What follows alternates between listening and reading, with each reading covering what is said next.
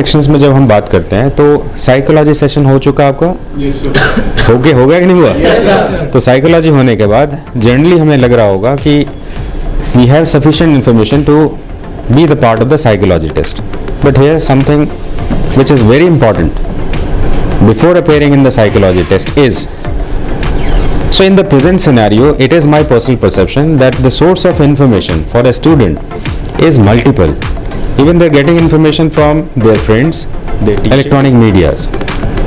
In that scenario, whatsoever the content you are getting, whether it is justifiable, whether it is appropriate for your own psychology, it is very important.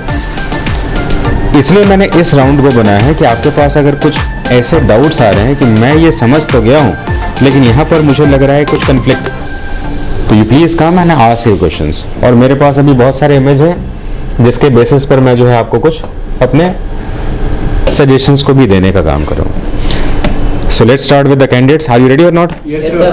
So let's start with chest number 12। Chest number 12 you come. So chest number 12 के questions के साथ हम कुछ experiment करेंगे। You just talk to me only. So chest number 12, what is your personal experience and what do you want to actually ask in respect of the psychology test only? So I wanted to ask like if the picture is given and if I am perceiving like it is in negative mode, should we write it negative mode or else something? Okay, the question is very clear. I think many of the students used to ask this question कि अगर हमें कुछ ऐसा image दिया जाए जिसमें हमारा perception तो जा रहा है नेगेटिव, लेकिन क्या हमें वो नेगेटिव लिखना चाहिए कि पॉजिटिव लिखना चाहिए? Here many of the psychologist are conflicted, they have their own set of opinion. तो आपके पास कुछ ऐसा ओपिनियन पहले से ही होगा, isn't it? So that your friend has asked this question. तो मैं एक काम करता हूँ, इन क्वेश्चंस को एक्सप्लेन करने के लिए कुछ इमेजेस का हेल्प लेता हूँ। Please have you seat. Thank you.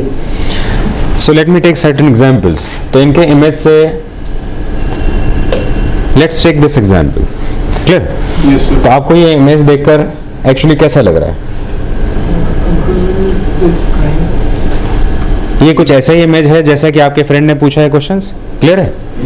यानी कि कुछ ऐसा है जो कि चीयरफुल नहीं है, it is towards sad. Clear?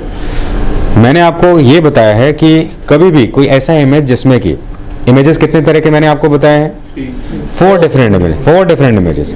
सबसे पहले इमेज कौन सा बताया जो क्लियर रहता है? Sad images. दूसरा नहीं, रिस्क के साथ, नेगेटिव से सैड हो गया, रिस्क हो गया, उसके बाद सस्पिशियस हो गया।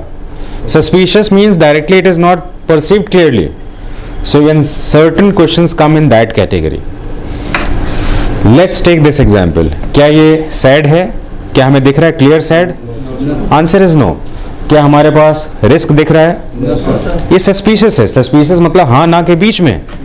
If you come between yes and no, that it is suspicious. Okay, let me give you one example. Suppose you are sitting somewhere else and you are just planning some great achievement. So actually your temperament must be you are thinking. Suppose the girl is going to deliver her speech in the front of Vice Chancellor of the university, and before that she is preparing for that. Suppose you get some image in which the character appears somehow sad. अच्छा, इस sad को हम कैसे represent करें? Various examples are there. एक दो example लेते हैं जिससे कि आप पता करिएगा। Suppose you are going for examination, आप एग्जाम के लिए जा रहे हैं। Then along with that you get the information that your sister or your friend is getting married on that day, but you are unable to join that ceremony, whether you are sad, happy or what. So it means that you are not happy with your friend, marriage of your friend. You are happy for him, but actually you are not able to attend, but actually you are not negative. Listen, there are certain meaning of sadness. Sadness doesn't mean that you are negative.